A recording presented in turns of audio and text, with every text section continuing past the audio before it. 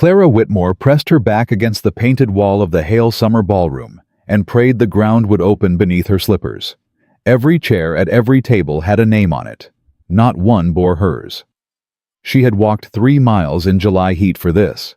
She had mended her mother's old gown by candlelight for this. And now, as the fiddles sang and 200 people found their seats, a steward leaned close and said the words she had dreaded all her life. "Miss, I reckon you best step outside." Before Clara takes another step, before the richest man in Virginia stands up from his supper and changes her life forever, take a moment to subscribe to this channel and stay with me until the very end. And tell me in the comments what city you are watching from tonight, so I can see how far this story has traveled.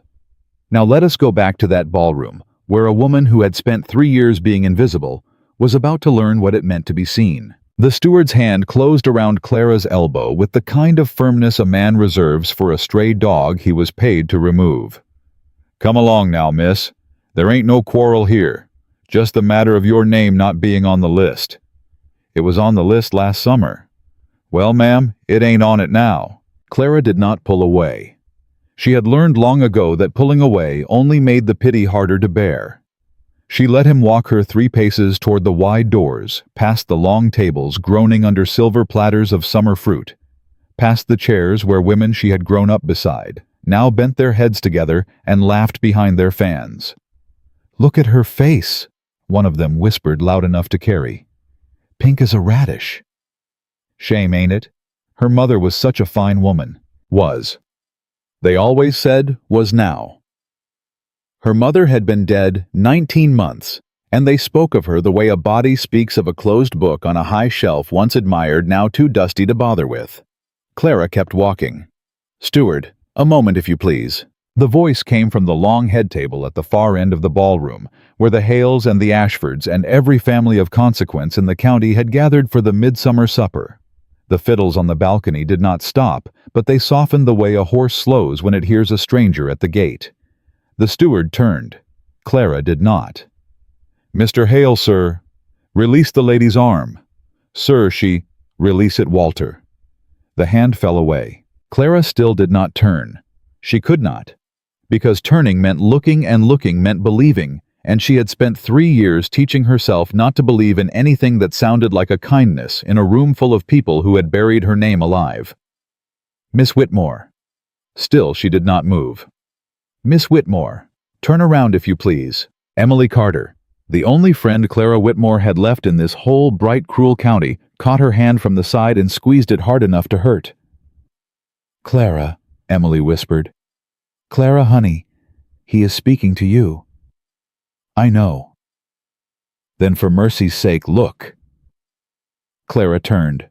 Alexander Hale was on his feet, not rising, not half standing the way a gentleman does when a lady passes. Standing, full height, his napkin still in his left hand, his right hand lifted just slightly, palm open, the way a man waves a rider home across a wide field at dusk. 200 faces had already turned with him. "Miss Whitmore," he said, "there has been a mistake." Clara found her voice. It came out smaller than she meant it to. "I don't reckon there has, sir." "I beg to differ." His eyes did not leave hers. He glanced at the steward only long enough to speak. "This lady's place is at my table, beside me. It has been since this morning when I wrote her name on the card myself." The steward's face went the color of paper. "Sir, her name ain't on the list I was given." "Then the list you were given is wrong. Fetch her a chair, Walter." "Yes, sir, right away, sir." The fiddles above did not know what to do. They faltered, then carried on weaker now, as if ashamed to be playing through a scene this loud. Charlotte Ashford rose from her own seat 2 places down from Alexander's. She did not raise her voice. She did not need to. Charlotte Ashford had the kind of voice that could carry across a pasture without ever climbing above a conversation. "Alexander, dear, a moment." "Not now, Charlotte." "Only a moment." "Sit down, Charlotte." Margaret Hale placed her hand over her son's wrist. Clara saw it happen. Every eye in the room saw it. A mother's hand, white-gloved, trembling just enough to be noticed. "Alexander," Margaret said low, "you will embarrass this girl. Let her go in peace." I have not seen a woman in this room embarrassed by being invited to sit at a table, Mother. That is not the kind of embarrassment I speak of. I know what kind you speak of. And I have considered it. And I am done considering it. He did not look at his mother when he said it. He looked at Clara. Walter. The chair. The steward fetched the chair. Clara did not move. Emily's fingers tightened on hers.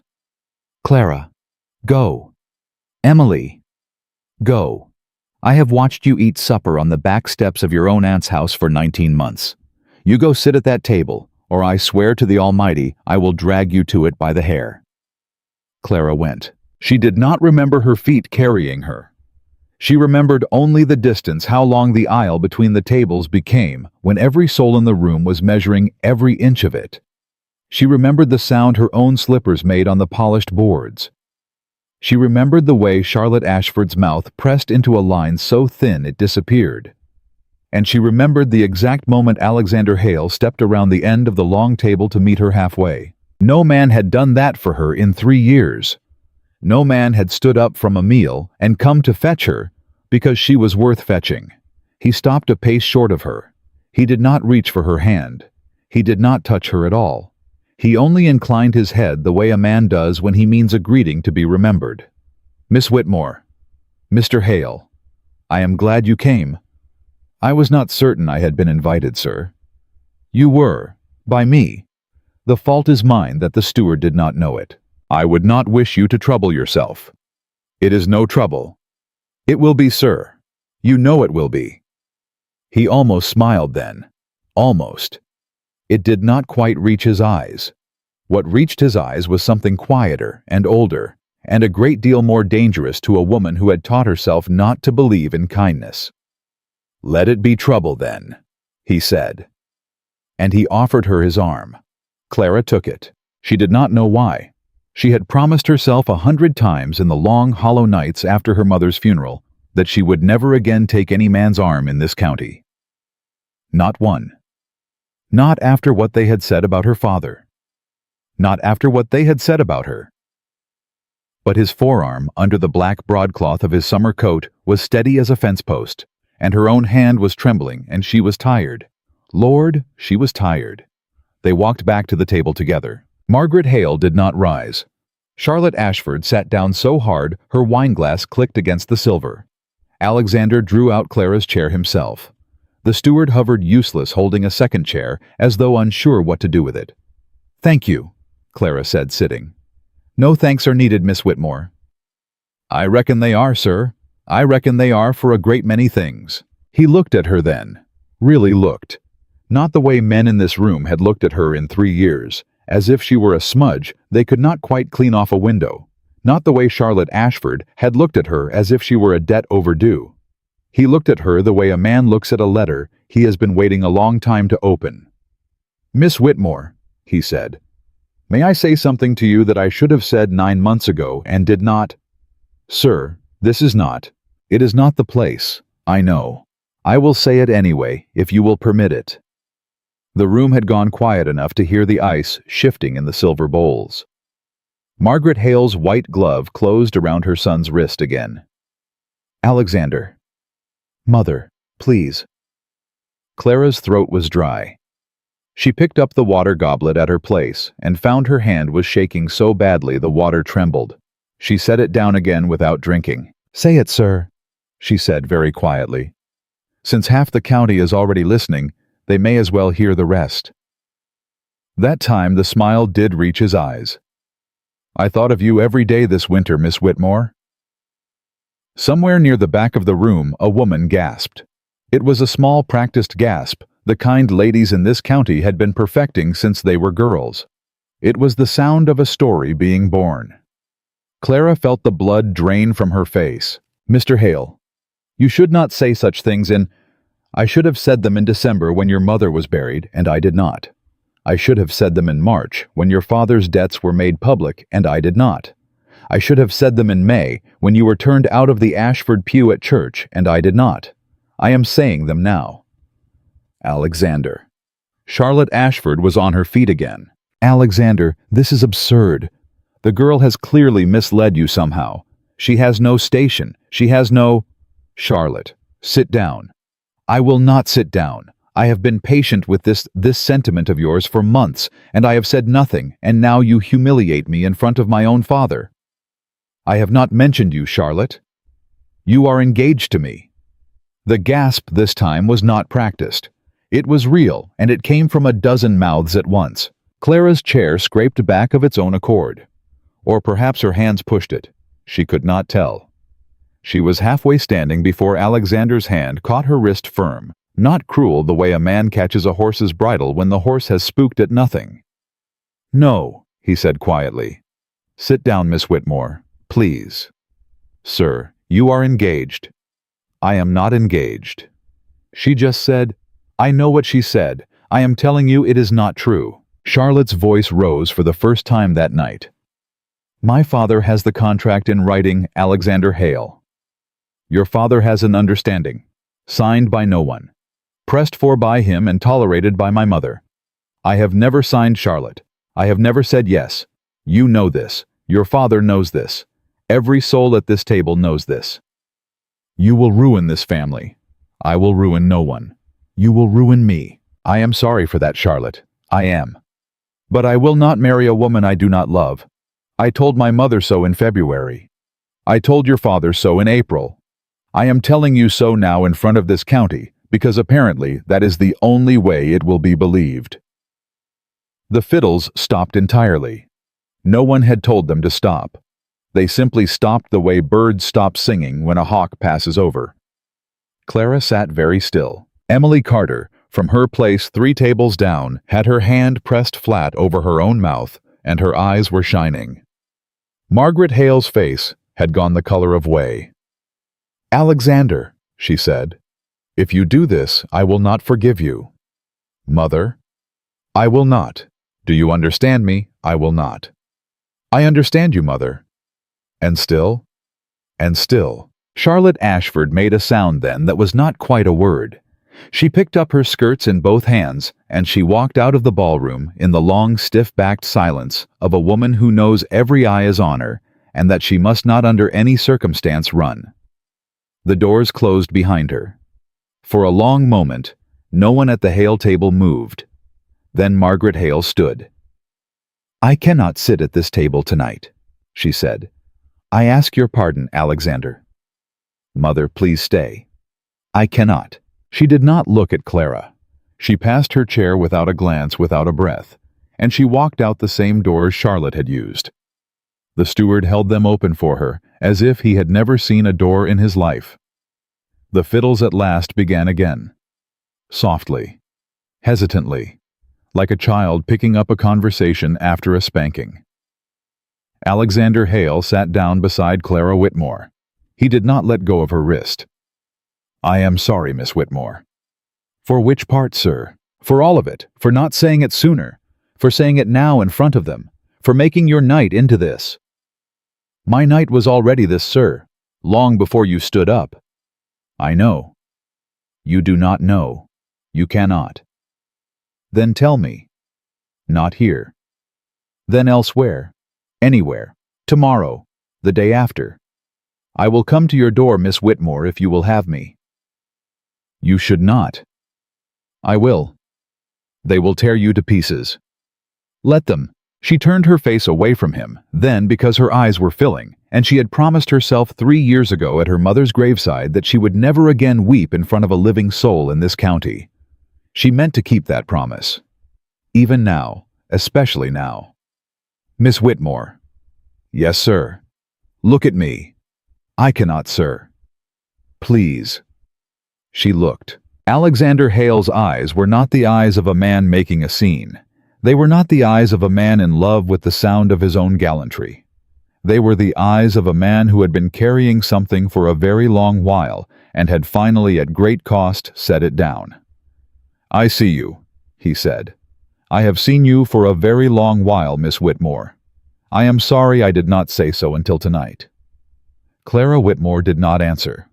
She could not, but she did not pull her wrist away. Emily Carter crossed the polished boards like a woman crossing a creek in flood water. She did not wait to be invited. She did not wait for the steward to guide her.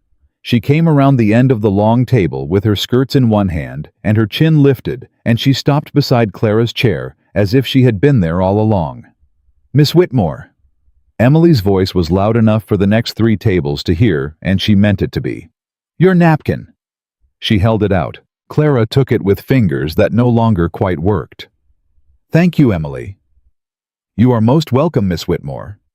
Emily's gray eyes flicked to Alexander, and for a moment Clara was afraid of what her friend might say. Emily had a tongue on her that had gotten her turned out of 2 boarding schools and 1 sewing circle. "Mr. Hale, my compliments on your manners, sir. A great many gentlemen in this room could stand to borrow them." "Thank you, Miss Carter." "My pleasure, sir. Mind you see them returned." "I shall." Emily squeezed Clara's shoulder once hard and swept back to her own seat without another word. The women at her table, her aunt, 2 cousins, and a widow who had never liked anybody, stared as she sat down and shook out her napkin with the cheerful precision of a woman who had just won a bet. Clara tried to breathe. "Miss Carter is a particular friend, I take it," Alexander said very low. "She is the only friend I have." "Not the only, Miss Whitmore. Not any longer." "Sir." "Eat something, please." "I cannot." "Then pretend. Lift a fork. Set it down. Give them something to look at besides your face." She almost laughed. It was the first thing close to a laugh that had risen in her throat in 19 months, and it surprised her so completely that she nearly dropped the fork he slid under her hand. "Why?" she said. "Why tonight? Why here? Why in front of all of them?" "Because if I had come to your door, Miss Whitmore, your aunt would have turned me away." "She would have." "Because if I had written, she would have burned the letter." "She would have." "Because there was no door in this county I could knock upon that would have opened for me where you were concerned, except this one." "So you made them open it." "I stood up, Miss Whitmore. That is all. I stood up and waved." Clara set down the fork. "That is not all, Mr. Hale. You know it is not." "No," he said, "it is not." Somewhere at the far end of the room, a woman laughed too loudly. The wrong kind of laugh, and was hushed. A servant carried in a tray of iced peaches, as if this were still a supper, as if the world had not just tipped on its axis. Clara picked up her water goblet, and this time her hand did not shake. She drank. She set the goblet down, and for the first time in 3 long summers, Clara Whitmore sat at a table in the Hale ballroom and did not count the minutes until she could leave. The supper went on because a supper in Virginia does not stop for scandal any more than a river stops for a fallen tree. The platters kept moving. The fiddles kept playing. The wine kept pouring.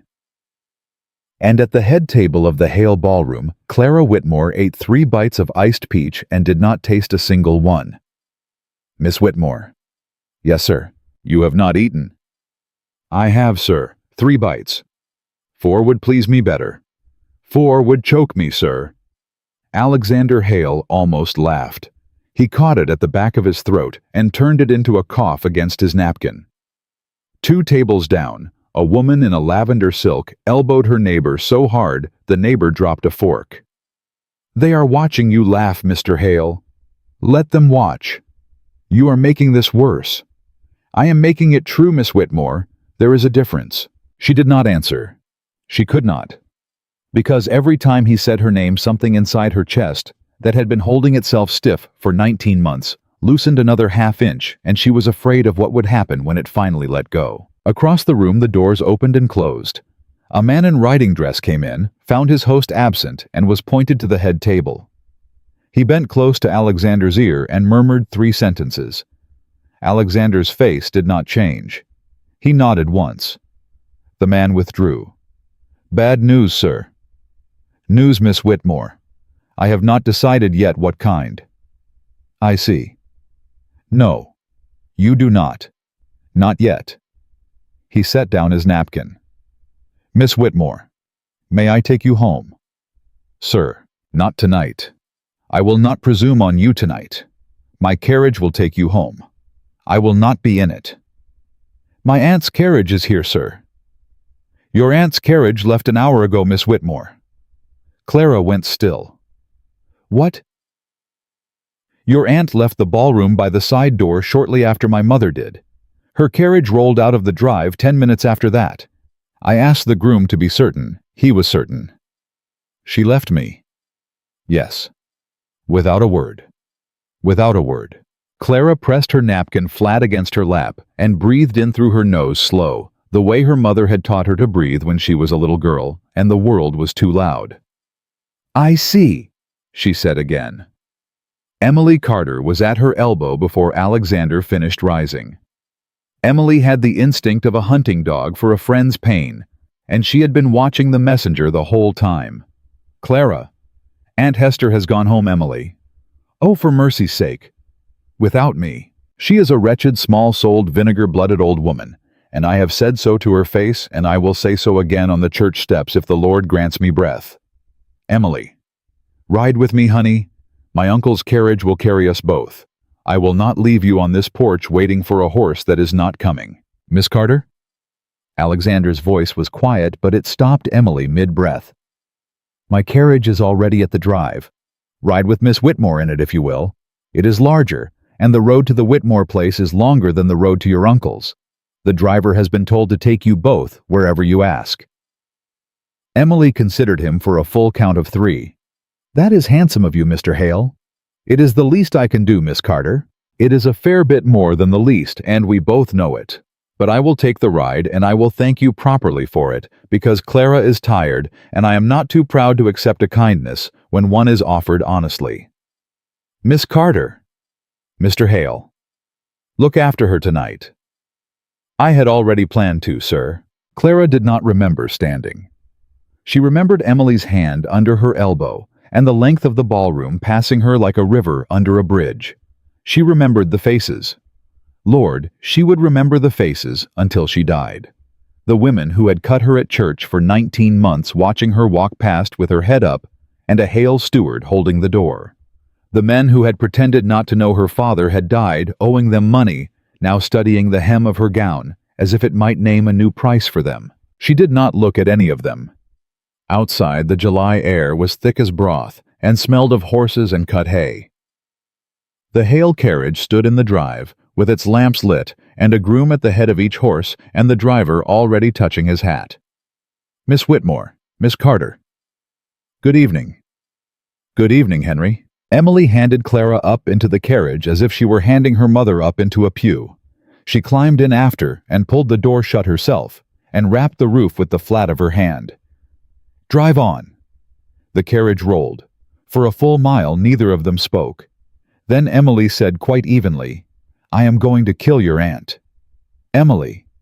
With a butter knife, Clara, slowly. She is frightened. She is vicious, honey, and you have been dressing it up as fright for 19 months, and I have let you because you are soft-hearted and you loved your mother. But I am not soft-hearted, and I did not love her mother, and I tell you now, Clara Whitmore, your Aunt Hester Pike left you at that ball on purpose. She meant for you to be turned out at the door. She meant for you to be seen walking home in the dark. She meant to finish what the county has been trying to do to you since your daddy's funeral. Emily, please. I will not please. I have been pleasing for 19 months while she starved you and shamed you and sent you to church in a gown 2 sizes too small because she refused to let her seamstress touch it. I am done pleasing. Clara did not answer, because it was all true. Emily's voice gentled. Honey. Yes. What did he say to you, at the end? He said he had seen me for a very long while. And he was sorry he had not said so until tonight. Clara, I know. You know what, honey?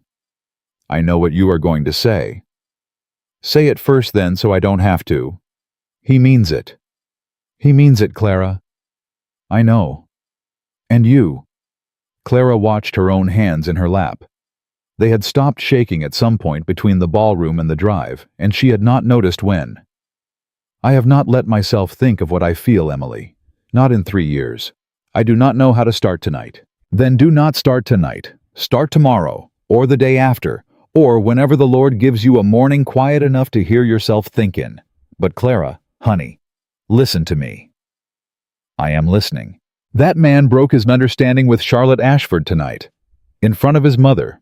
In front of her father, In front of every soul in this county that draws breath and talks. He did not do that for a woman he might marry someday if it suited him. He did that for a woman he has already decided upon. Emily, I am not finished. I know. Charlotte Ashford will not forgive this, Clara. Not tonight. Not next week. Not ever. And Charlotte Ashford's father owns half the paper in this county, including, unless I am very much mistaken, a great deal of paper with your daddy's name on it. Clara's head came up. What paper? Debts, honey. The debts they shamed your daddy for at the end.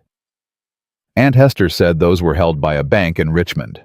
Aunt Hester says a great many things, Clara. Aunt Hester would say the moon is made of pork rind if it kept her pew at church. Clara sat very still. You think the Ashfords hold my father's debts?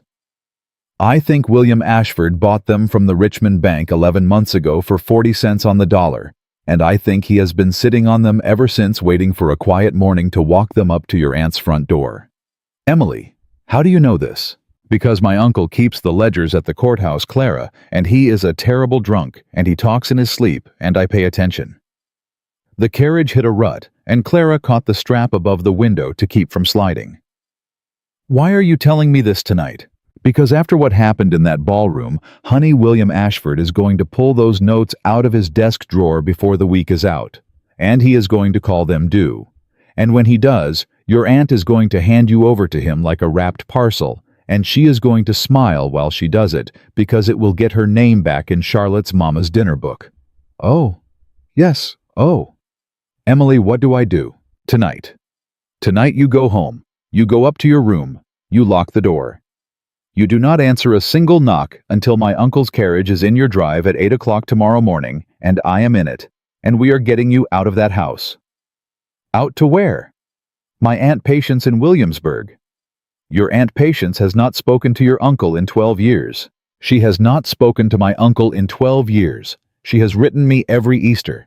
She will have you in her kitchen by sundown tomorrow, and she will feed you cornbread and chicken and ask you no questions until you are ready to answer them. And she does not give a single solitary damn what William Ashford or Hester Pike or Margaret Hale thinks of anything. Emily, that is too much. It is not too much. Clara, listen to me. Look at me. It is not too much. I cannot ask it of you. You are not asking. I am telling. Clara pressed the heel of her hand against her eye and breathed. All right. All right. All right. 8 o'clock.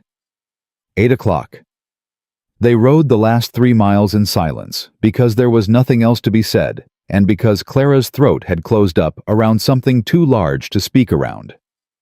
The carriage turned up the Whitmore Drive at 11:15. There were lamps in the downstairs windows. There were lamps in every downstairs window, and Hester Pike's house had not shown that much light after dark in the 19 months Clara had been living in it.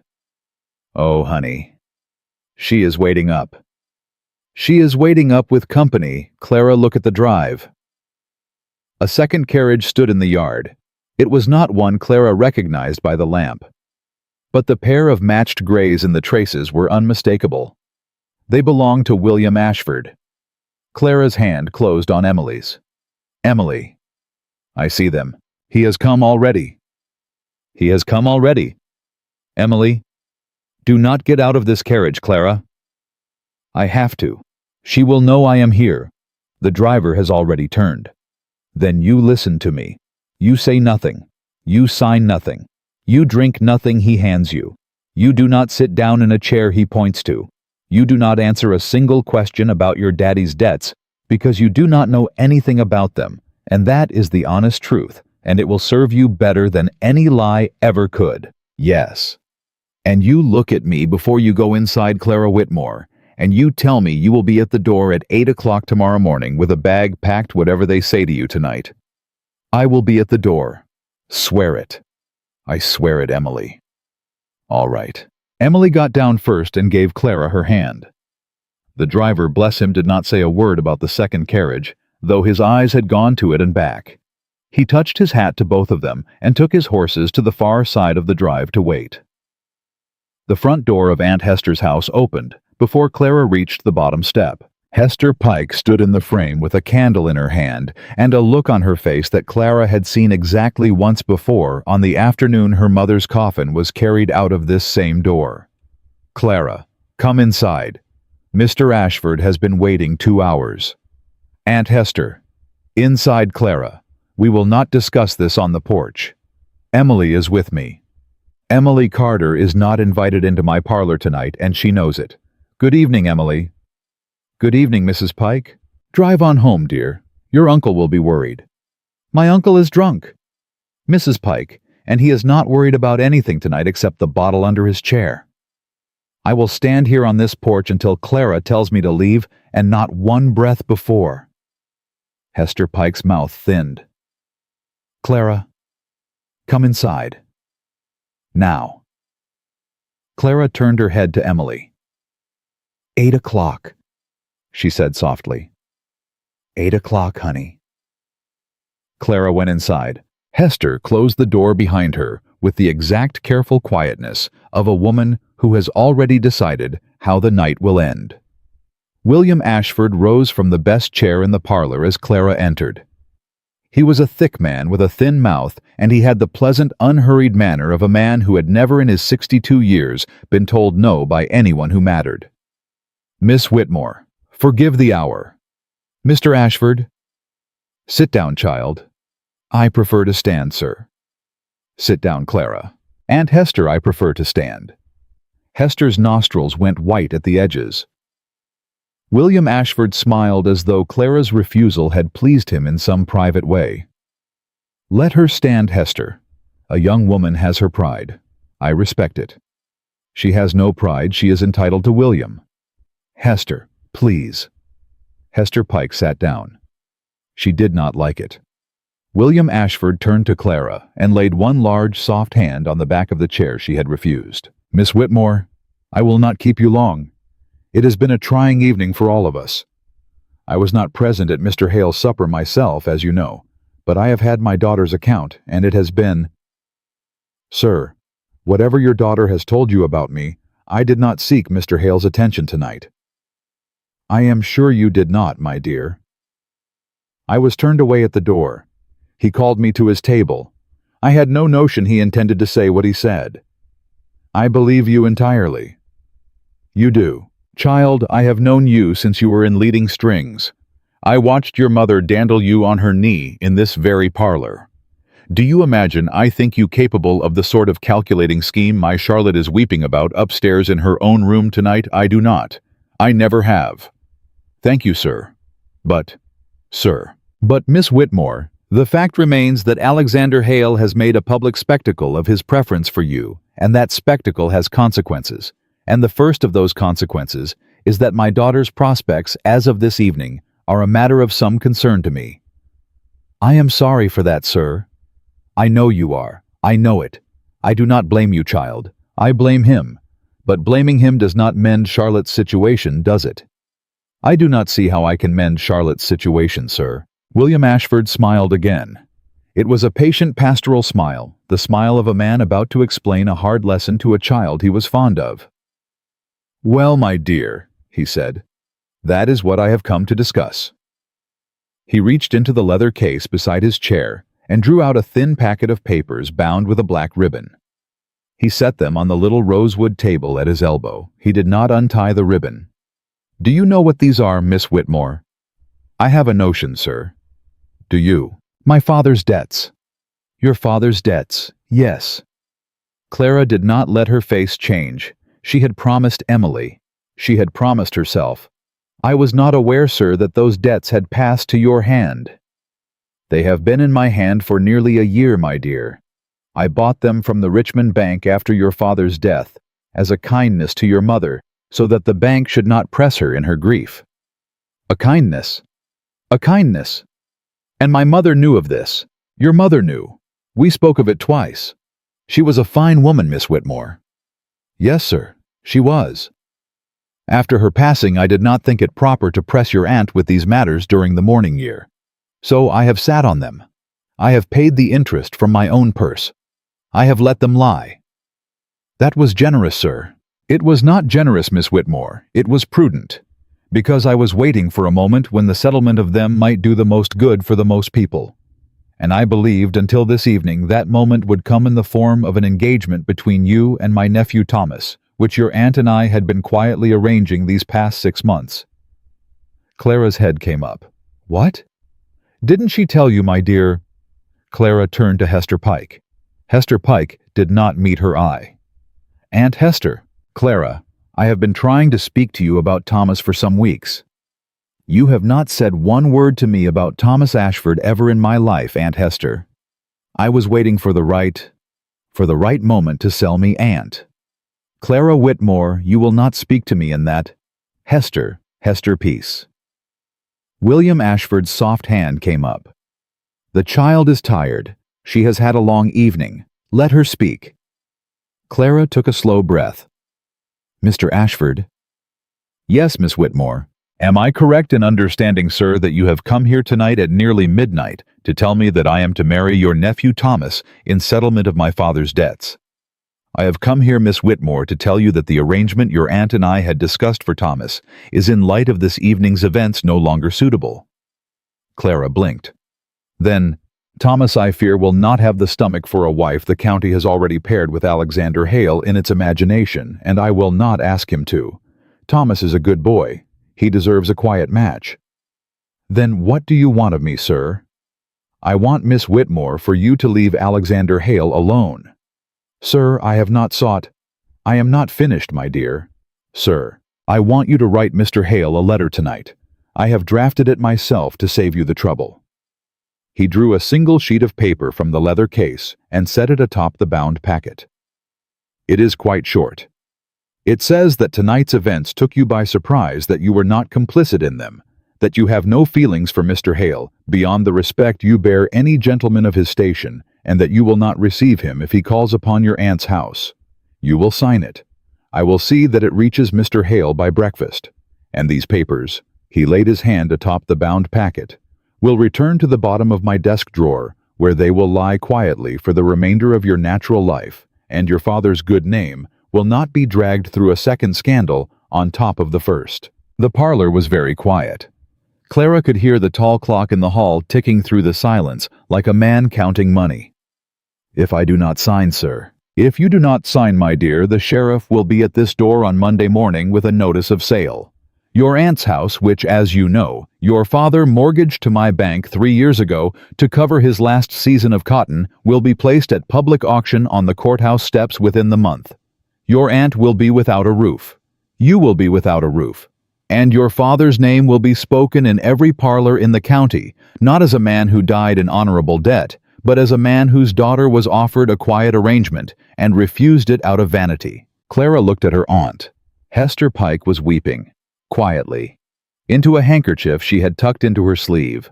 Whether from fear or shame, or the simple strain of having her own part in it laid bare in front of her niece, Clara could not tell, and at that moment did not care to. "Aunt Hester?" "Clara, please. I have nowhere to go. I have nowhere to go, Clara." "You left me at that ball tonight, Aunt." "Clara, you left me there on purpose. You meant for me to be turned away." "Clara, I thought if you were shamed publicly, Alexander Hale would let you go, and then Thomas might still."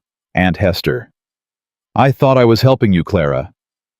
"I do not think you did, Aunt. I think you were frightened, and I think Mr. Ashford has been frightening you for a long while, and I am sorry for it." "Clara, I am sorry for it, Aunt Hester. I am, but I will not sign the letter tonight." William Ashford's smile did not quite falter. It thinned. "Miss Whitmore." "Sir." "Think carefully, child." "I have thought, sir." "Have you?" "In the space of 90 seconds. "In the space of 3 years, Mr. Ashford. I have been thinking for 3 years." "Clara." "Sir, I will not sign a letter tonight that I have not read twice in daylight. I will not sign a letter at midnight under a threat. My father did not raise me to, and my mother did not raise me to, and whatever else has become of me in this county, I have not yet become the sort of woman who signs papers after dark at the elbow of a man holding her family's debts." William Ashford stood. He did not raise his voice. He did not need to. He only tied the black ribbon more firmly around his packet and slid it back into the leather case. "Very well, Miss Whitmore." "Sir, I will call again on Monday morning at 10 o'clock. The letter will be on this table. You will have until then to reflect." "Yes, sir." "Good evening, Miss Whitmore." "Good evening, Hester." William, please." "Monday, Hester." He left. The door closed. The grays in the drive were turning before Clara had taken her next breath. Hester Pike sat in her chair and wept into her handkerchief without looking up. "Aunt Hester." "Clara, he will take the house." "I know it." "He will take the house. He will put us on the road." "I know it, Aunt." "What will we do? Oh, Clara, what will we do?" "I do not know yet, Aunt Hester." Clara stood in the middle of the parlor with the letter still on the little rosewood table, and her hands loose at her sides, and for the first time since the steward had closed his hand on her elbow in the ballroom, she let herself feel the whole shape of what was waiting for her. It was not one fight. It was three. It was Charlotte Ashford who would not forgive her. It was William Ashford who would not stop. It was Margaret Hale who had walked out of her own son's supper rather than sit at a table with her. And somewhere behind all three of them, quieter and harder to name, was the thing she did not yet dare to call by its name, the thing Alexander Hale had said to her in front of 200 people with his hand on her wrist and his eyes steady as a fence post. "I see you." She turned and she climbed the stairs to her room, and she did not lock the door because locking it would not have kept out anything that was coming. She sat on the edge of her narrow bed, and she drew her mother's old carpet bag out from under it, and she began quietly and without hurry to pack. The carpet bag was half packed when the knock came at the front door. Not Emily's knock. Emily's knock was a bright, bossy 3-tap that Clara would have known in her sleep. This was 4 heavy strikes of a man's fist on a man's errand, and it came at 10 minutes past 2 in the morning, and it brought Clara Whitmore to her feet, with her mother's shawl half folded in her hands. She heard Aunt Hester's voice below, thin and frightened. "Who is there? Who is there at this hour?" "Hale, ma'am. Alexander Hale. Open the door, if you please." Clara's hand went flat against the wall. Hester's answer came slower. "Mr. Hale, it is 2 o'clock in the morning." "I am aware of the hour, Mrs. Pike. Open the door." "My niece is abed, sir." "Your niece is at the top of the stairs, Mrs. Pike. I can hear her breathing from the porch." Clara closed her eyes. "Aunt Hester," she said loud enough to carry down the stair. "Open the door." "Clara." "Open it, Aunt." The bolt drew back. The hinge complained. The night air came in ahead of him thick with the smell of horses ridden hard, and then Alexander Hale was in the hall of Hester Pike's house, with his coat still buttoned, and a leather folio under one arm, and a man Clara had never seen before, standing at his shoulder. "Miss Whitmore." "Mr. Hale." "Forgive the hour." "It is the second time tonight I have been asked to forgive an hour, sir. I am beginning to wonder if I have the forgiveness in me." He almost smiled. The other man did not. "Mrs. Pike, may I present Mr. Josiah Carter, Emily's uncle. He holds the ledgers at the county courthouse. I asked him to ride with me tonight because I did not want any word I spoke in this house to be the word of one man in the dark." Hester Pike sat down on the bench by the coat rack very suddenly. "Josiah Carter. Good evening." "Evening, Mrs. Pike." "You are sober." "I am sober tonight, ma'am. Mr. Hale caught me early." "I see." Alexander turned to Clara. Clara had come down the stairs 2 steps at a time, the shawl still bunched in one hand, her hair half braided over one shoulder, and she did not care what either man thought of the state of her. "Mr. Hale, why have you come?" "Because William Ashford's carriage passed my gate 40 minutes after you left my ballroom tonight, Miss Whitmore, and because my driver saw him turn up the Whitmore Drive, and because I have known William Ashford since I was 7 years old, and I know what he goes to a woman's house for at midnight when he thinks the woman is alone." Clara's hand tightened on the shawl. "You guessed?" "I did not guess, Miss Whitmore. I knew." "Then why did you not come sooner?" "Because if I had come sooner, I would have come empty-handed. I needed Mr. Carter, and Mr. Carter, I am sorry to say, was not easy to sober up." Josiah Carter had the grace to look at his boots. "Ma'am, miss, I do apologize for the hour. Mr. Carter, please come into the parlor, both of you. Clara, Aunt Hester, come into the parlor with us." "I cannot face him, Clara, I cannot." "You will face him. You will sit down. You will hear what he has brought because it concerns this house and your roof, and I will not sit in your parlor discussing your roof without you in the chair beside me." Hester Pike stood up from the bench like a woman 3 times her age and followed Clara down the hall. Alexander laid the leather folio on the little rosewood table.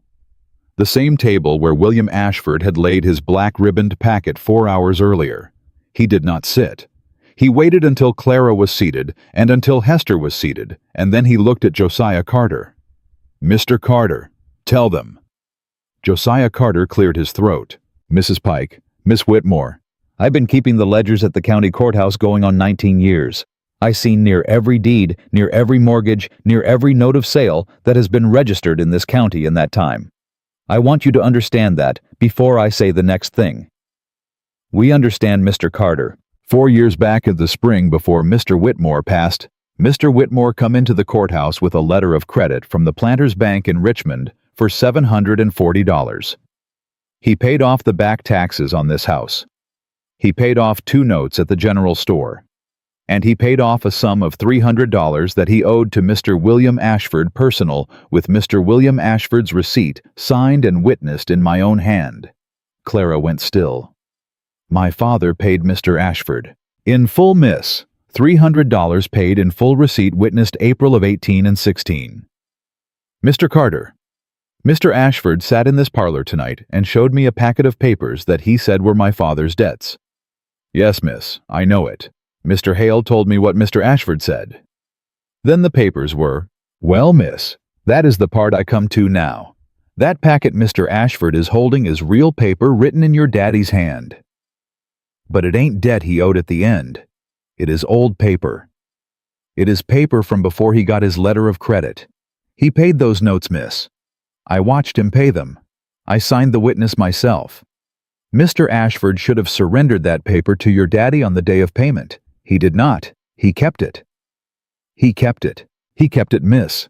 And 4 months after your daddy died, he walked up to the Richmond Bank and he told them he had bought that paper fresh so he could hold it over your mama and your aunt without no one knowing he had already been paid." Clara's hand closed on the arm of her chair. "That is forgery, Mr. Carter." "Not quite forgery, miss. The paper is real. It is fraud. Old paper passed off as live paper.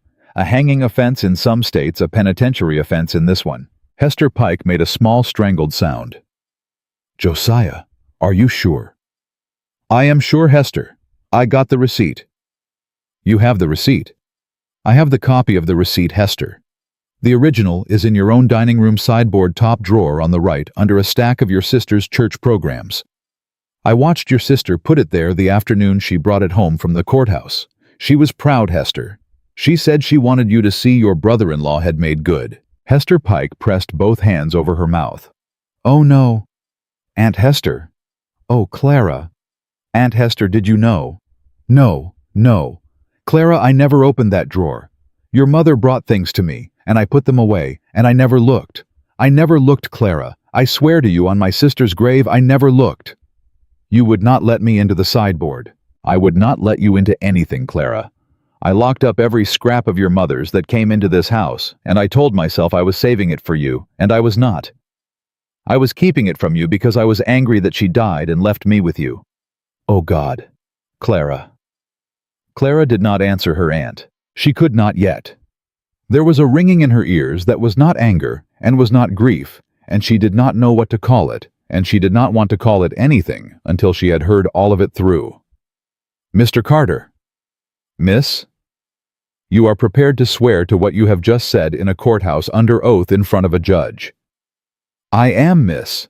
I rode here tonight prepared to swear it." "Why tonight, Mr. Carter? Why not a year ago?" "Because a year ago, miss, no one had come asking, and because Mr. Ashford is a large man in this county, and I am a small man with a bad habit, and I was not going to walk into a fight that had not started knowing I would lose my ledgers the day after. But Mr. Hale came to my door at 11 tonight and Mr. Hale is a larger man than Mr. Ashford, and Mr. Hale asked me straight, and I answered him straight. That is the whole of it, miss." Alexander had not sat down. He was standing at the end of the little rosewood table with his hands folded behind his back, and his face had not changed once through Josiah Carter's whole telling of it. Clara looked up at him. "You knew?" "I suspected, Miss Whitmore. I did not know. Not until an hour ago when Mr. Carter spoke." "You suspected? Your father was my father's friend, Miss Whitmore. My father sat with him the last week of his life. My father did not believe the debts the county spoke of. He told me so twice before he passed. I carried his doubt, but I had no proof of it. I had not earned the right to ask for proof because I had not done right by you in my own life, and I was ashamed." "You were ashamed?" "I was ashamed, Miss Whitmore, that I had sat in my house and watched you be cut at church and said nothing. I was ashamed that I had accepted my mother's judgment of your family without testing it myself. I was ashamed that I had gone walking with Charlotte Ashford on my arm in the public square, while you were walking home from the dry goods store with the hem of your gown mended 6 times. I was ashamed enough that I stood up tonight, Miss Whitmore, and once I had stood up, I could not sit down again until the thing was finished." The parlor was very quiet. Aunt Hester was weeping into her handkerchief in a different way now. Not the self-pitying way of an hour before. The way a woman weeps when she has understood at last what she has cost herself. Clara drew a long breath. "Mr. Hale?" "Yes, Miss Whitmore." "What do you mean to do with what Mr. Carter has told you?" "What do you mean me to do with it, Miss Whitmore?" "I asked first, sir. I mean to ride to the county seat at first light and file a complaint of fraud against William Ashford. I mean to see the sheriff on his doorstep before noon. I mean for that packet of paper to be confiscated and for Mr. Ashford to answer for it in open court. That is what I mean to do, Miss Whitmore, if you do not tell me otherwise." "And if I tell you otherwise?" "Then I will not do it. It is your father's name, Miss Whitmore. It is your family's house. It is not mine to defend without your word." Clara looked at Aunt Hester. Hester Pike lifted her face out of her handkerchief. Her eyes were red and small, and full of a shame Clara had not seen in them once in 19 months. "Clara, whatever you say, whatever you tell him, I will stand behind it. You would stand behind me, Aunt, tonight. I will stand behind you, Clara, for every night I have left." Clara turned back to Alexander Hale. "Mr. Hale, file the complaint." "Yes, Miss Whitmore." "Before breakfast, Mr. Hale." "Before breakfast, Miss Whitmore." "And Mr. Hale." "Yes." "If William Ashford sets foot on this porch again before you come back with the sheriff, I will meet him at the door myself with my father's pistol, and I will not miss." Alexander did smile then, just at the corner of his mouth. "I believe you, Miss Whitmore." "Good." They did not ride out at first light. They rode out at 4 in the morning because the sky was already beginning to pale at the edges, and because Josiah Carter did not trust his own resolve to hold through a second glass of anything. Alexander left one of his own men on the Whitmore porch with a long rifle across his knees and instructions that no one was to cross the threshold until Mr. Hale himself returned. Clara did not go back to sleep. She sat in the parlor with her aunt, and for the first time since her mother's funeral, Hester Pike poured her a cup of tea with her own hands and did not count the sugar into it. At 7, Emily Carter's uncle's carriage turned up the drive. Emily was out of it before the horses had stopped. "Clara." "Emily." "Clara. My uncle came home at 3 in the morning smelling like a livery stable and muttering about court papers, and he fell asleep in his boots before I could get a straight word out of him." "Your uncle has been a hero tonight, Emily." "My uncle has been a what?" "Come sit down, drink tea. Aunt Hester, pour Miss Carter a cup." "I will pour it myself, Clara."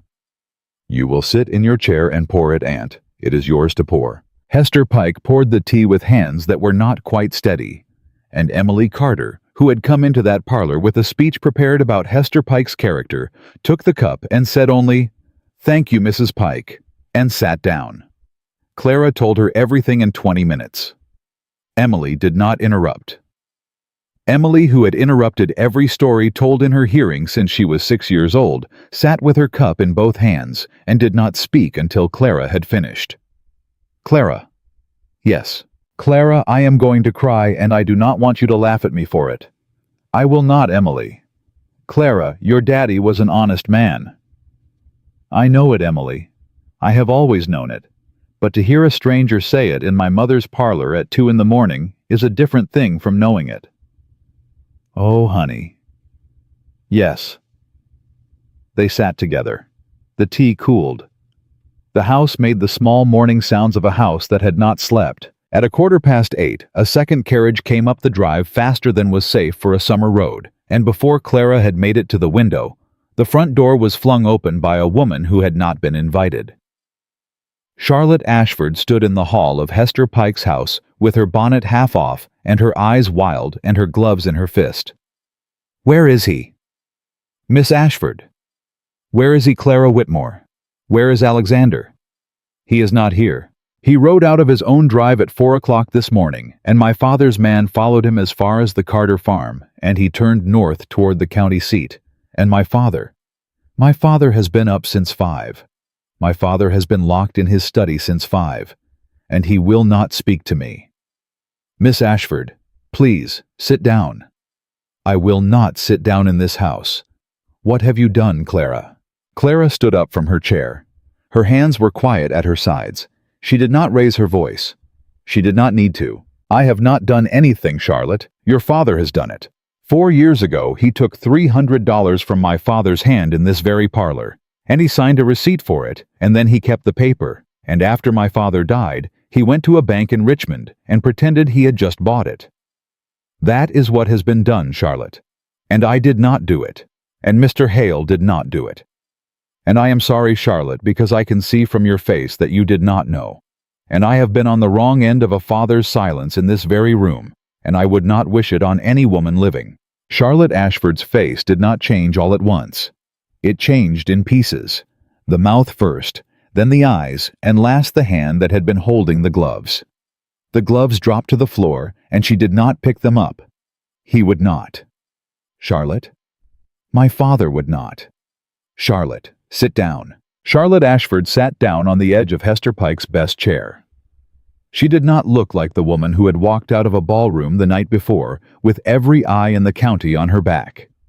She looked like a girl of 19 who had just understood for the first time in her life that the man who had taught her how to sit a horse had been lying to her about something important. Clara. Yes, Charlotte. Alexander has gone to the sheriff. Yes. My father will be taken out of our house, in front of our servants. Yes, Charlotte. Oh. Yes. Charlotte pressed the back of her wrist hard against her mouth. I called you a liar last night, Clara. I called you worse things than a liar. I know you did. In front of the whole county. I know. I am not going to apologize to you this morning. I am not. I cannot. I do not have it in me yet. Do you understand me, Clara? I understand you, Charlotte. But I did not know about the paper. I swear to you on my mother's grave, Clara, I did not know. I believe you, Charlotte. You believe me. I believe you. Your face does not lie as well as your father's. Charlotte let out a sound that was half a laugh and half a sob, and Emily, who had been watching all of it with her teacup frozen halfway to her mouth, set the cup down and said, Lord have mercy on this house. Hester Pike poured a 4th cup of tea and handed it to Charlotte Ashford without a word. Charlotte took it. At 9:30, the 3rd carriage came up the drive. This one did not hurry. This one came at the walk because the woman inside it had never in her life arrived anywhere hurried. Margaret Hale stepped down without her son's hand. She wore a gray traveling dress and a black bonnet, and she had the look of a woman who had dressed at dawn and walked her own horses out herself. She did not knock. The door had not been closed properly after Charlotte and Margaret Hale pushed it open with one gloved hand and walked into Hester Pike's front hall as if she had been coming to this house every Sunday for 20 years. Mrs. Pike. Mrs. Hale. I believe my son is not here. He is not Mrs. Hale. He rode to the county seat at 4. So I understood from his note. May I speak with Miss Whitmore? Clara stood up. I am here, Mrs. Hale. Margaret Hale came into the parlor. She stopped when she saw Charlotte Ashford in the best chair with a cup of tea in her hand, and for a moment the older woman's face did something Clara did not expect. It softened, not kindly, tiredly. The way a woman's face softens when she is too worn out to be cruel anymore. "Charlotte, dear." "Mrs. Hale. Does your mother know you are here?" "No, ma'am." "I thought not. I passed her on the road. She was going the other way in a great hurry." "She was going to my uncle's, Mrs. Hale, to warn him." "Yes, I thought as much." Margaret Hale turned to Clara. "Miss Whitmore, I came here to say one thing to you, and I am going to say it now in front of these women, because I have learned once already in this lifetime that a thing not said in front of witnesses is a thing a woman can pretend she never said at all." "Yes, ma'am." "Your mother wrote to me in October of the year she died." Clara's breath caught. "Ma'am, she wrote to ask me to look after you when she was gone. She had been ill longer than she told anyone. She knew. She wrote to me because your father and my husband had been friends, and because she had no one else in the county with the standing to stand between you and what she feared was coming. My mother wrote to you. She wrote to me, Miss Whitmore, and I read the letter, and I put it in a drawer, and I did not answer it, and I did not come to her funeral, and I did not open the door of my house to you in 19 months. Clara could not speak. Margaret Hale drew a folded paper out of the reticule that hung from her wrist. The paper was yellowed at the fold and soft at the corners from having been handled many times over by a hand that had pretended not to handle it. "I have carried this letter in my pocket every Sunday for 19 months, Miss Whitmore. I took it out at breakfast this morning, after my son rode north, and I read it again. And I understood what my son understood last night, which is that I have been a coward for 19 months of my life, and that I do not want to be a coward for the 20th. She held the letter out. Clara did not take it. "Mrs. Hale, I do not want my mother's letter read to me by a woman who ignored it." Margaret Hale's hand did not waver. "I know that, Miss Whitmore. I would not read it to you. I am giving it to you. It is yours. It has always been yours. I took it from the post-writer, and I kept it, and I owe you 19 months of apologies before I am entitled to read one word of it aloud in your hearing." Slowly, Clara reached out, and she took the letter. Her mother's handwriting was on the front of the fold. "For my daughter, if she should ever need it." Clara sat down. She did not open the letter. Not yet. Her hands were not steady enough, and she did not want to read her mother's hand for the first time in 19 months in front of 3 other women with her breath gone out of her. "Thank you, Mrs. Hale." "Miss Whitmore, that is not all I came to say?" "Ma'am, I came to say that my son is going to ask you a question when he comes back from the county seat today. He has not told me he is going to ask it. He did not have to tell me. I raised him. I know what he means to do. And I came to tell you, Miss Whitmore, that if you say yes to him, I will stand beside you in the church on the day you say it aloud, and I will sit in the front pew, and I will not leave my place once, not for any neighbor, not for any cousin, not for any voice in this county. And if you say no to him, I will stand beside you just the same, in whatever room you ask me to, and I will tell the county that my son asked Clara Whitmore to marry him, and that she was wise enough to take her time about it. That is what I came to say." Clara's eyes stung. She did not blink because blinking would have spilled them, and she had promised herself 3 years ago at her mother's grave. She blinked anyway. "Mrs. Hale." "Miss Whitmore." "You did not have to come this morning." "Yes, Miss Whitmore, I did." At 11:15, a 4th carriage turned up the drive. It was Alexander's. It came fast. It did not come alone. Behind it rode the county sheriff on a bay horse, and behind the sheriff rode 2 deputies, and behind the deputies in the 2nd carriage under a deputy's hand sat William Ashford, with his leather folio on his knees and his face the color of ash. The carriages did not stop at the Whitmore Drive. They rolled past it on the county road heading toward the town. Alexander's carriage stopped. He swung down without waiting for the step. He came up the path of Hester Pike's house at a walk that was not quite a walk, and not quite a run. And when he reached the porch, he stopped, and he took off his hat, and he stood there, in the summer sun, with his coat dusty and his hair pushed back, and his eyes going past Clara's aunt, and past Emily Carter, and past his own mother in the hall behind them, and finding Clara, and staying. "Miss Whitmore?" "Mr. Hale." "It is done." "Yes. The papers are with the sheriff. Mr. Ashford is with the sheriff. Your father's name will be cleared in open court by Friday." "Thank you, Mr. Hale." "Miss Whitmore." "Yes. I have one more thing to say to you this morning, and I would rather say it to you alone if the ladies of this house will permit it.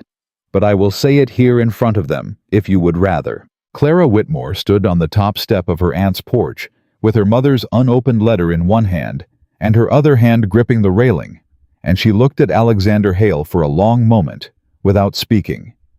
Then she said very quietly, "Say it here, Mr. Hale." And Alexander Hale took one step forward, and he did not reach for her, and he did not kneel, because that was not the man he was, and not the woman she was, and he only lifted his face to her and held her eyes and spoke. "Clara Whitmore, I have loved you since the summer we were 17, and I have been a coward about it for 11 years, and I will not be a coward for a 12th. Will you marry me?" On the porch of Hester Pike's house at 11 o'clock on a July morning, with the dust of the county road still settling in the drive, Clara Whitmore closed her hand tight around her mother's letter, and she opened her mouth to answer him. Clara did not answer him, not because she did not know the answer. She knew it. She had known it. She realized now, since the moment he had stood up at the head of his own supper table and said her name in front of 200 strangers. She did not answer him because of the letter in her hand. "Mr. Hale." "Yes." "I will give you my answer tonight." Emily Carter made a sound behind her that was not quite a cough. Hester Pike laid a hand flat against her own heart. Margaret Hale did not move at all. Alexander nodded once. "Tonight, Miss Whitmore." At 7 o'clock, Mr. Hale on this porch in front of these women. "I will not answer you in a private room. I will not answer you with my hand in yours. I will answer you on my aunt's porch in the daylight. I have left with a letter in my pocket that I have not yet read, and with my father's name, God willing, cleared in the sheriff's book by then. That is when I will answer you, Mr. Hale, not before." "Yes, Miss Whitmore." "You are not angry, sir." "I am not angry, Miss Whitmore. I have waited 11 years. I can wait until 7 o'clock. Emily did cough then. Alexander put his hat back on. He did not argue. He did not press. He turned to his mother. "Mother, will you come with me, or will you stay?" "I will stay, Alexander. Miss Whitmore and I have not finished our conversation." "Yes, mother." He went back down the path. The carriage rolled out, and Clara Whitmore stood on the top step of her aunt's porch with 4 women behind her, and she pressed her mother's unopened letter against the ribbed front of her bodice and did not trust her knees to carry her back into the house. "Clara." "Emily." "Honey, go read it." "I cannot read it in front of—" "Go upstairs, Clara. I will sit with your aunt. Mrs. Hale and I will not quarrel. Will we, Mrs. Hale?" "We will not quarrel, Miss Carter." "Go, honey." Clara went. She climbed the stairs 2 at a time and closed her bedroom door behind her and sat on the edge of the narrow bed where she had slept 1,000 lonely nights, and she unfolded her mother's letter with hands that did not quite belong to her.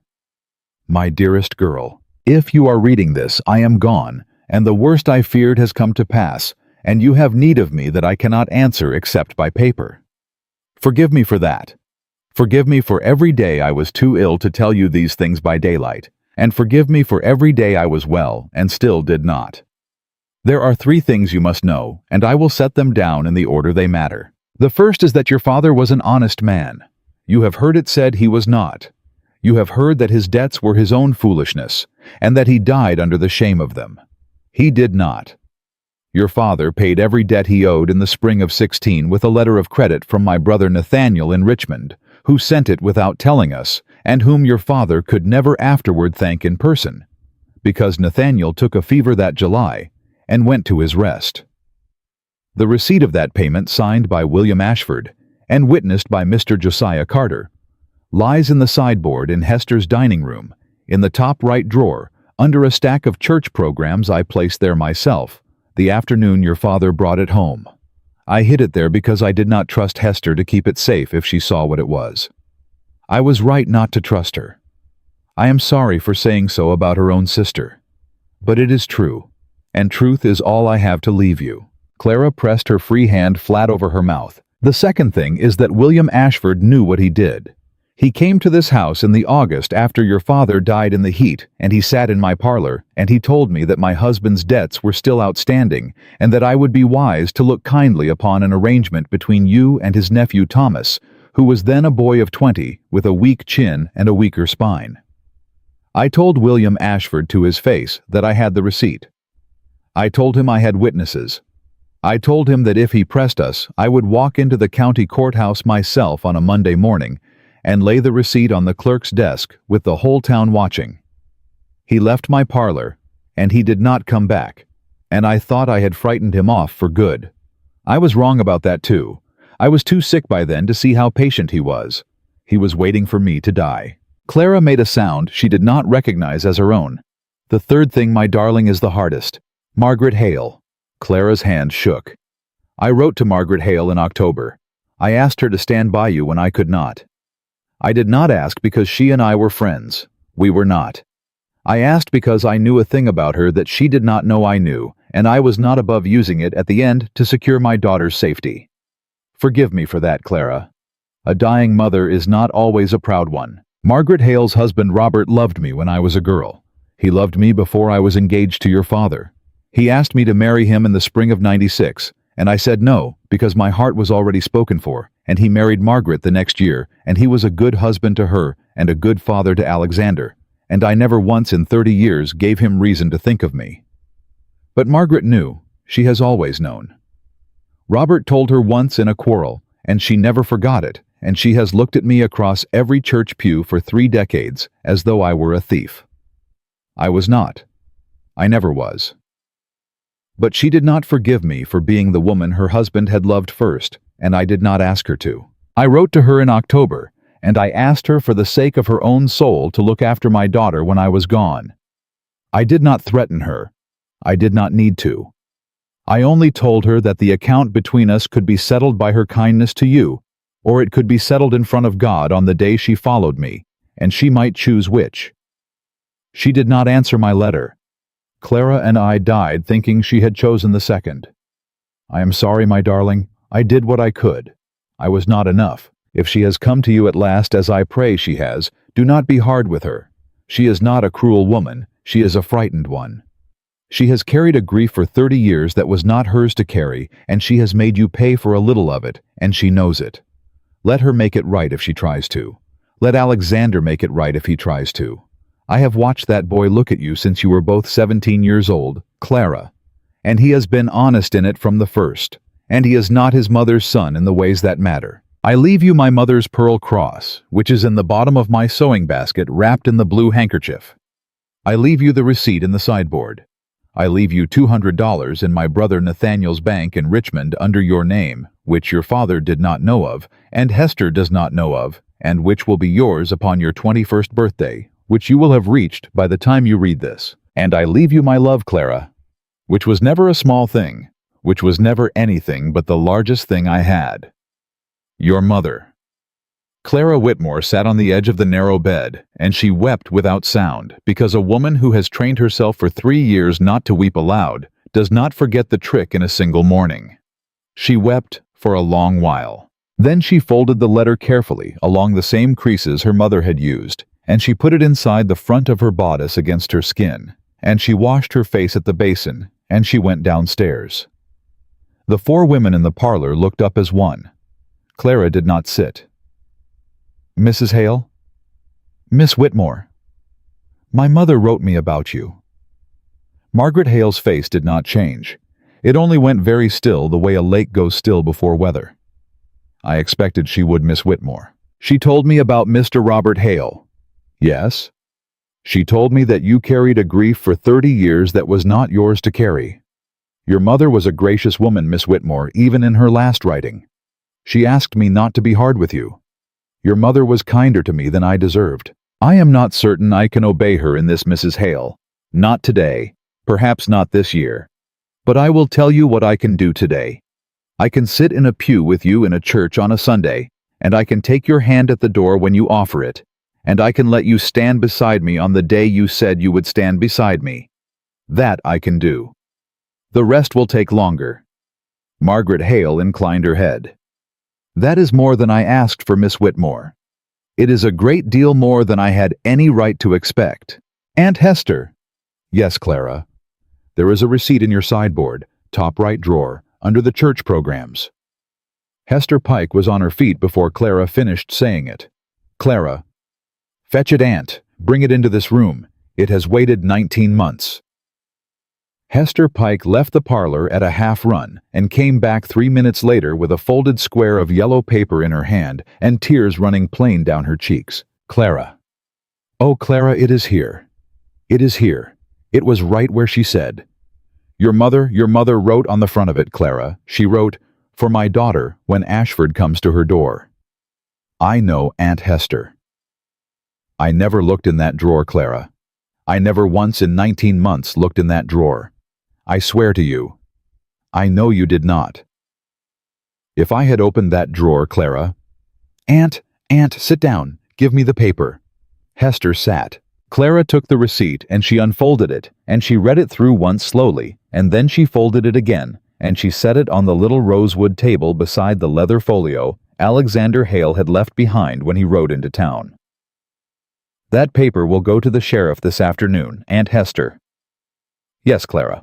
And the hearing will be Friday, and you will sit in the front bench of the courthouse with me, and you will not weep in your handkerchief, and you will hold your head up, and you will answer any question the judge puts to you with the truth." "Yes, Clara." "Good." Emily Carter, who had been watching the whole of it with her cup in her hands, set the cup down and said very quietly, "I declare, Clara Whitmore, I have known you since you were 11, and I have never once heard you give a grown woman an order.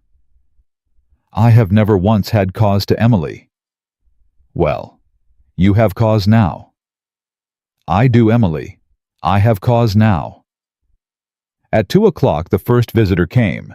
It was not a visitor Clara had expected. It was Mrs. Prudence Ashford, Charlotte's mother, and she came on foot, which no woman of her station had done in that county in 20 years, and she was not wearing gloves, and her bonnet was crooked, and when Hester Pike opened the door to her, she did not cross the threshold. She stood on the porch with her hands clasped at her waist, and she said to the open door, "Is my daughter in this house?" Charlotte Ashford came into the hall behind Hester. "Mama!" "Charlotte, come home." "Mama, have you been to the sheriff?" "I have been to the sheriff, Charlotte, and your father is being held at the county seat until Friday, and there is nothing you or I can do about that today. Come home." "Mama, did you know?" "Charlotte, come home." "Did you know, Mama?" Prudence Ashford's face, which had held 20 years of polite society without cracking, cracked down the middle at her own daughter's question. "I did not know, Charlotte. I did not know. I swear to you before the Lord Jesus, I did not know." "Mama, come home, Charlotte. Come home with me. Do not make me stand on this porch any longer, I beg you." Charlotte Ashford turned her face to Clara. She did not ask permission. She asked forgiveness with her eyes, without saying a word of it. Clara nodded once. Charlotte went to her mother. The two of them stood on the porch together, and Prudence Ashford put her hand to her daughter's cheek, the way a woman does when she is remembering the child who used to sleep in her lap. And they walked down off the porch together, and down the drive without a carriage. And nobody in the parlor said a word, until the bend in the road took them out of sight. "Well," Emily Carter said finally, "I reckon Prudence Ashford has just had the worst morning of her life. She has, Emily. I do not envy her. No. Clara. Yes, Emily. It is 5 minutes after 2. You said 7 o'clock on the porch." "I did." "Honey." "I know, Emily." "Honey, you have been saying no for 3 years. It is all right to say yes at 7 o'clock. Clara sat down beside her friend, and she took Emily Carter's hand, and she held it for a long moment before she answered. "Emily. Yes. I am not going to say no at 7 o'clock. Oh, Clara, I am not going to say yes either." Emily's head came up. Clara? I am going to ask him to wait.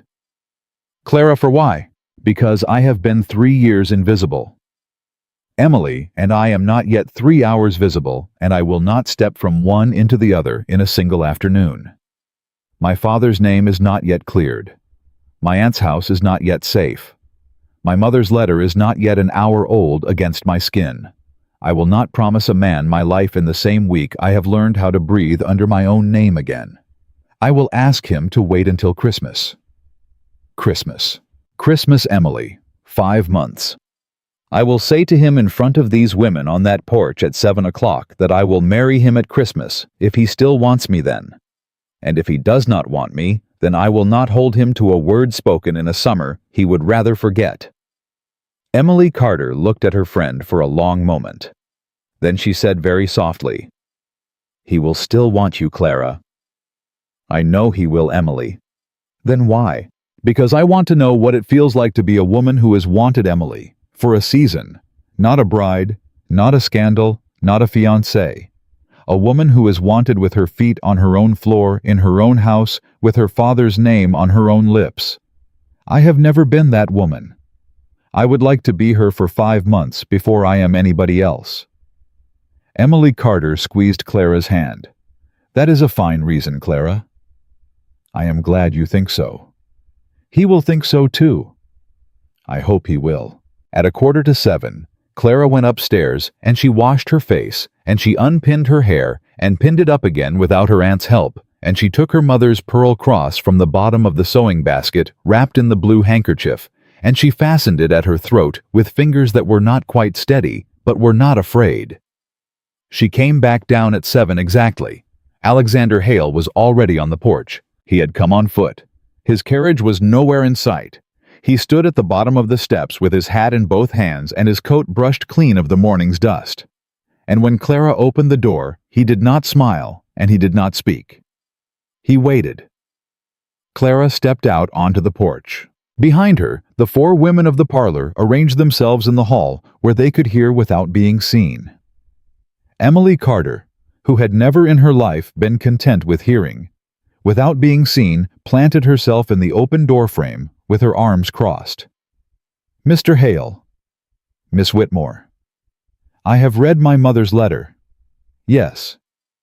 "I have seen my father's receipt." "Yes."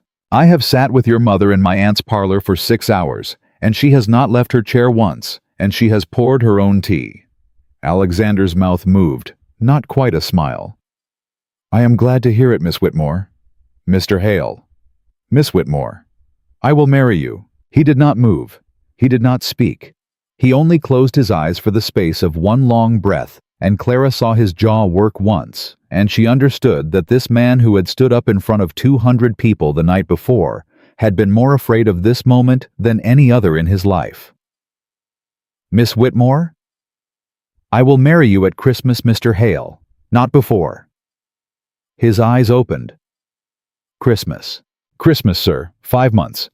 I will ask you to call upon me twice a week in that time in this parlor with my aunt in the next room and Miss Carter on the porch, because Miss Carter will insist on it whether I ask her to or not." "I will," said Emily Carter from the doorway, "and I will ask you to be patient with me, Mr. Hale, because I have not been courted a day in my life, and I do not know how, and I would rather learn it slowly than pretend to it quickly. Will you agree?" Alexander Hale came up the 3 steps of Hester Pike's porch, and he stopped 1 pace short of Clara, and he did not reach for her, and he did not touch her. "Miss Whitmore." "Yes." "I would have waited a year." 5 months will do, Mr. Hale." 5 months will do, Miss Whitmore." He did not take her hand. He only lifted his own hand, and he touched very lightly the edge of the pearl cross at her throat. It was the first time any living soul had laid a finger on any ornament of Clara's mother since the day that woman had been put into the ground. Clara did not pull away. "That was my mother's," she said quietly. "I know it was Miss Whitmore. My father gave it to her when we were children. He ordered a matching one for my mother at the same time, and my mother never wore hers." Clara's breath caught. "I did not know that." "Neither did I until my mother told me this afternoon at 2 o'clock in her own parlor before she sent me out of the house with orders to brush my coat and not to shame her at 7. Clara made a sound that was half a laugh and half something else, and she pressed her hand flat over his where it rested at her throat, and for the first time in a great long while, Clara Whitmore did not think about who might be watching. From the doorway, Emily Carter said, "Lord have mercy, I am going to cry." "Then cry, Emily." "I am Clara. I am." Behind Emily, Margaret Hale stepped into the frame of the door. She did not speak. She only stood there with her hands folded and her face quiet, and she looked at her son and at Clara Whitmore on the porch of Hester Pike's house. And for the first time in 30 years, Margaret Hale's eyes were not measuring anything. They were only looking. And down at the bottom of the drive, where the road bent toward town, a single horseman reined up and sat for a moment watching the porch, and then touched his hat to no one in particular and rode on. Nobody on the porch saw him. Nobody needed to. The horseman came back at 4:15 the next morning. Alexander's man on the porch heard the hooves before he saw the rider. He rose out of his chair without a sound with his long rifle across his forearm, and he stepped off the porch into the dark of the front hedge and waited. The rider did not come to the door. He came around the side of the house at a walk, and he dismounted in the lane behind the kitchen garden, and he tied his horse to the rail of the old smokehouse, and he came up to the back door of Hester Pike's house with something heavy in one hand and a lit stub of tallow in the other. Alexander's man let him get 3 paces from the porch. Then he cocked the rifle. "Hold it right there, friend." The man froze. "I said hold it. Set that candle on the ground. Slow." I ain't asked what you ain't. I said set it down." The candle went onto the grass. The something heavy in the other hand went down beside it with a soft metal sound that was not a weapon and not a tool. It was a tin, and the tin smelled even from the porch of coal oil. Alexander's man did not raise his voice. "Walk forward, friend. Hands out, where I can see them." "I got a wife?" "I expect you do. Walk forward." The man walked forward. Clara upstairs heard the voices through her open window and was down the back stairs in a nightdress and her mother's shawl before her aunt had found her slippers. She came out onto the back porch with Emily Carter's uncle's old flintlock in both hands, and she did not point it at anybody, but she did not set it down either. "Mr. Bryce, what is this man doing at our back door?" "Miss Whitmore, he was fixing to set your kitchen wall on fire." "Was he?" "Yes, ma'am. Coal oiled in the tin, candle in his hand. He weren't here to borrow sugar." The man on the grass began to cry. He was a thin man of about 40, in a coat that had been turned twice, and he had the sort of face Clara had seen 100 times in the back pews of her father's church. The sort of face that belonged to a man who had never in his life been the one in the room who decided anything. Miss? I got a wife and 4 children, and Mr. Ashford. He told my landlord this morning I was to be put off my place on Monday if I didn't do it. He said he'd let me keep my place if I done it. He said nobody would get hurt. He said the receipt was in the sideboard, and I was only to burn the sideboard, not the house, and I had the tin, and I didn't want to miss. I didn't want to. My wife don't know I rode out tonight. I told her I was going to my brother's." Clara lowered the flintlock. "What is your name?" "Elias Pratt, miss." "Mr. Pratt, how did you know about the receipt?" "Mr. Ashford, miss. Mr. Ashford himself told me, this afternoon. In his own kitchen, miss, while his wife was out. He said the sheriff had the old paper, but the real paper, the receipt paper, the paper that would hang him, was in the sideboard of this house, and if it burned up tonight, the sheriff wouldn't have a case by Friday morning." Alexander's man did not lower the rifle. "Miss Whitmore, I have heard enough to know what I am hearing. You want me to ride to town for the sheriff?" "No, Mr. Bryce." "Miss, I want you to keep Mr. Pratt on this porch until sunup. I want you to give him coffee when the kettle is on. I want you to treat him like a guest, because he is going to be a witness at my father's hearing on Friday morning, and a witness does not ride into a courthouse with a bruise on his face." "Miss Whitmore." "Yes, Mr. Pratt. Miss Whitmore, I ain't the kind of man that—" "Mr. Pratt, you are the kind of man William Ashford chose because you were easy to break.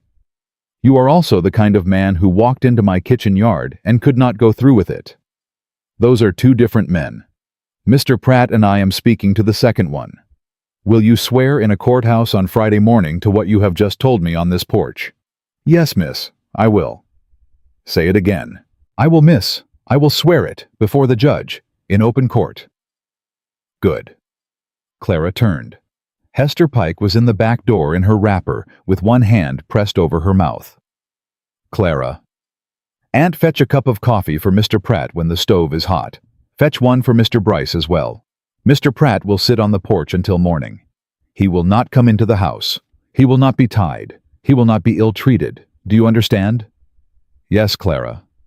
Thank you, Aunt Hester. By breakfast, word had gone to town, and by 9, Alexander Hale was on the porch again, and by 10, Mr. Josiah Carter was there with the county sheriff, and by noon, Elias Pratt had signed a sworn statement in the parlor with 3 witnesses, and the sheriff's clerk in attendance, and the tin of coal oil was sealed with wax and placed in the evidence box. William Ashford's case, which had been thin on Wednesday and firm on Thursday, was by Friday morning unshakable. The courthouse that Friday was the fullest Clara had ever seen it. Every pew was crowded. Women she had not spoken to in 2 years were in dresses they had not worn since Easter. Men who had crossed the street to avoid her at the dry goods store now lifted their hats to her at the door. She did not lift her chin at them. She did not lift her chin at anybody. She walked into the courthouse with Emily Carter on one side and her Aunt Hester on the other, and she sat in the front bench with her mother's pearl cross at her throat and her father's receipt folded in her reticule, and she listened to a judge who had drunk whiskey with her father read the charges against William Ashford in a voice as steady as a church bell. The receipt was entered. Josiah Carter testified. His hand did not shake on the Bible. Elias Pratt testified. His voice was small, but the room was quiet enough to hold it. William Ashford did not testify. His lawyer, who had come down from Richmond on Thursday evening at 3 times his usual fee, stood and said only that his client would not contest the charge of fraud and would throw himself upon the mercy of the court. The judge gave him 7 years. Prudence Ashford did not come to the courthouse. Charlotte Ashford did. She sat 3 benches back with her veil down, and she did not weep, and when the sentence was read, she only closed her eyes for the space of a breath, and then opened them and kept them open. Outside the courthouse on the steps, she found Clara in the crowd. Clara. Charlotte. I am going to Philadelphia. My mother's sister lives there. I am going tonight. Charlotte. I cannot stay in this county, Clara. Not this year, not any year. Charlotte, you do not have to. I do, Clara. I do have to. My father is what he is, and my mother is what she is, and I am what they made me, and I cannot make myself into anything else by staying in the house they built. Do you understand? I understand. I will write to you. Charlotte. If you will read the letters, Clara, if you will not say so now, and I will not send them. Clara reached out, and she took Charlotte Ashford's hand, and she held it for a long moment on the courthouse steps in front of half the county. I will read the letters, Charlotte. I will not answer the first 3. After the 3rd one, I will answer. That is fair, Clara.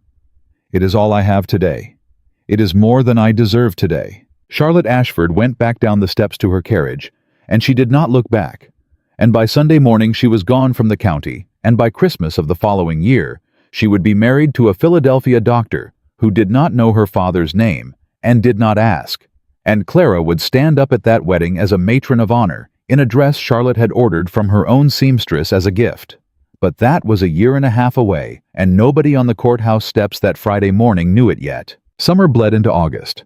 August bled into September. Alexander called on Tuesdays and Fridays as promised, and he never stayed past 9, and he never once asked Clara a question she was not ready to answer.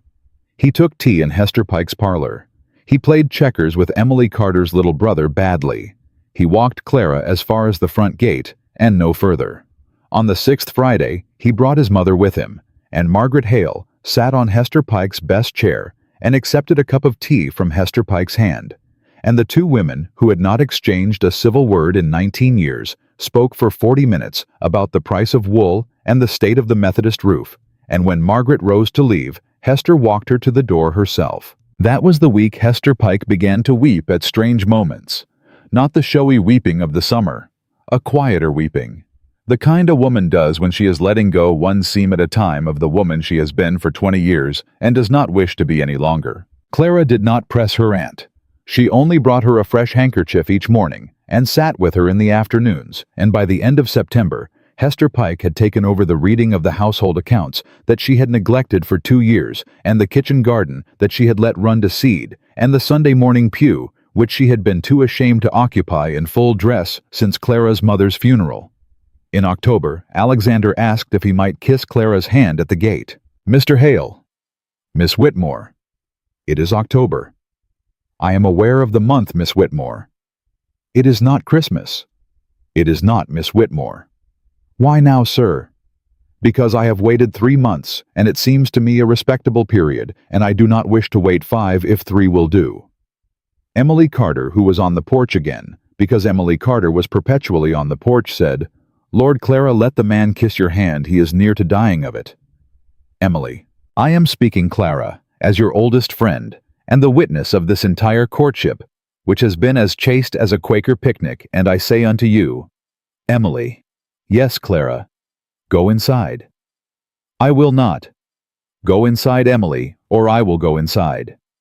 Emily went inside, grumbling, with the door not quite closed. Alexander Hale took Clara's hand at the gate, and he turned it over in his own, and he bent his head, and he pressed his mouth very lightly against the inside of her wrist, where the pulse beat.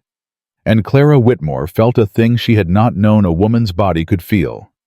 Felt it run from her wrist to her throat, to the crown of her head in one clean line, like a match struck in a dark room, and she did not pull her hand away. Mr. Hale: "Yes, Miss Whitmore. Christmas is 10 weeks from Tuesday." "I have counted, Miss Whitmore." "Have you, sir?" "Every Tuesday, Miss Whitmore, and twice on Sundays." She laughed. It was the first laugh anyone in that county had heard from Clara Whitmore in 19 months, and Emily Carter behind the not quite closed door heard it, and she covered her own face with both hands, and she wept for joy into her palms, and she did not let Clara see it, because Emily Carter was not a woman who let her friends see her cry, except at funerals. November came hard, a killing frost on the 3rd and another on the 10th, and the road to town was brown with old leaves and cold ruts, and Hester Pike's chimney smoked from dawn to dark. The banns were read on the first Sunday of Advent.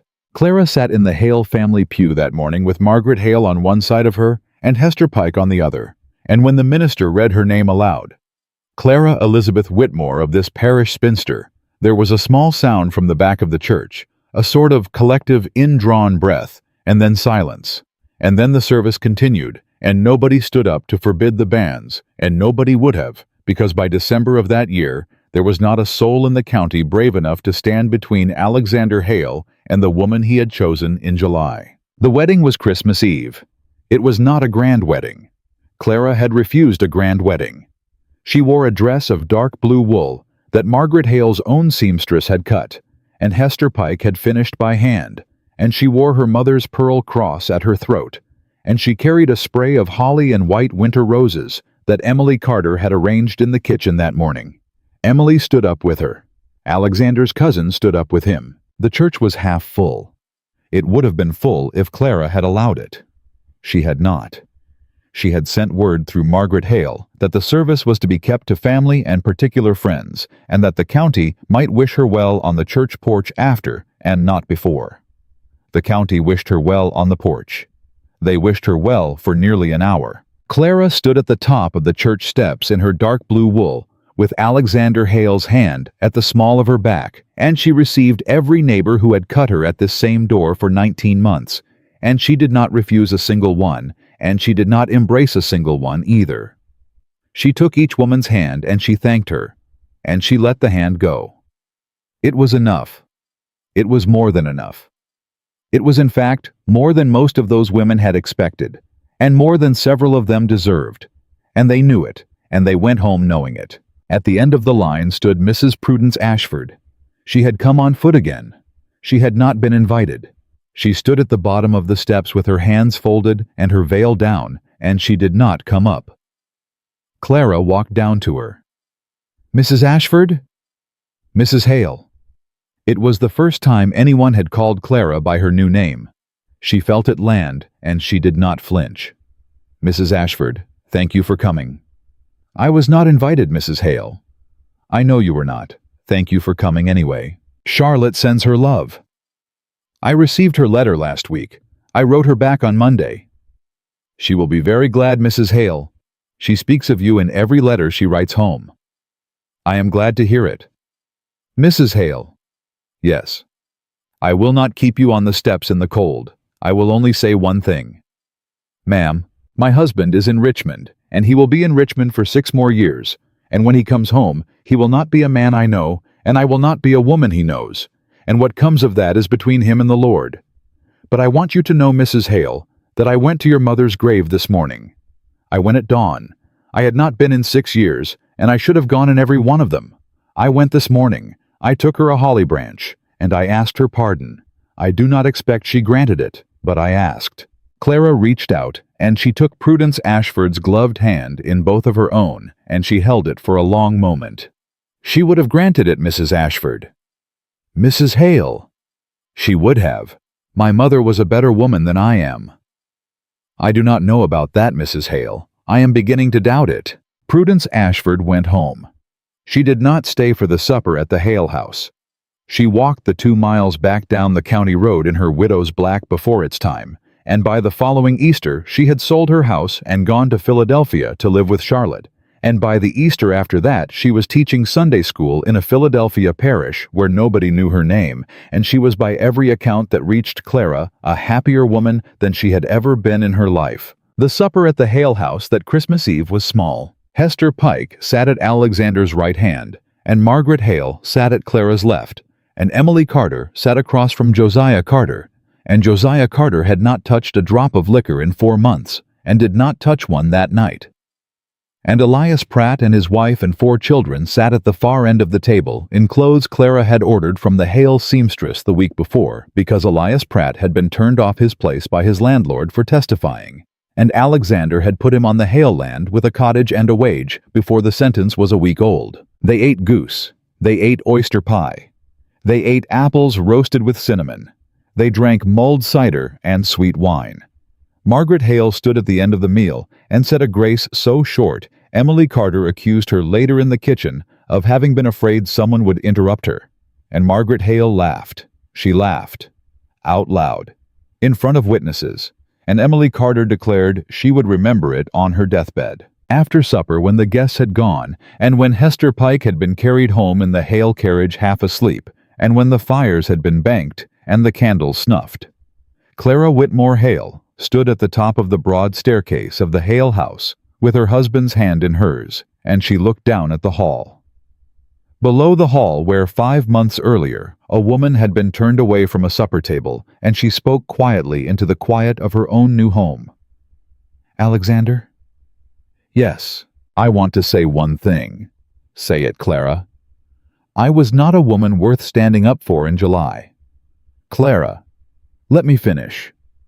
Yes. I was not a woman worth standing up for in July by the measure of this county. I was poor. I was alone. I was the daughter of a man they had buried under a lie. I had no dowry, no name, no friends who could help me, and no prospect worth the paper it would have been written on. By every measure these people use, I was not worth it. And you stood up anyway. Clara, I am saying it, Alexander. I am saying it tonight because tomorrow I will be a wife, and I will never again be the woman I was last summer, and I want to speak one time in her voice before I let her go. Yes, you did not stand up because I was worth it by their measure. You stood up because I was worth it by yours. And that is the only measure that has ever mattered. Not theirs, not my aunt's, not your mother's, not mine. Yours. You saw me when nobody in this county would, and you named me in a room where my name had been forbidden for 3 years, and you waited 5 months for an answer I had already given you the first night, because you knew I needed the 5 months more than you needed the yes.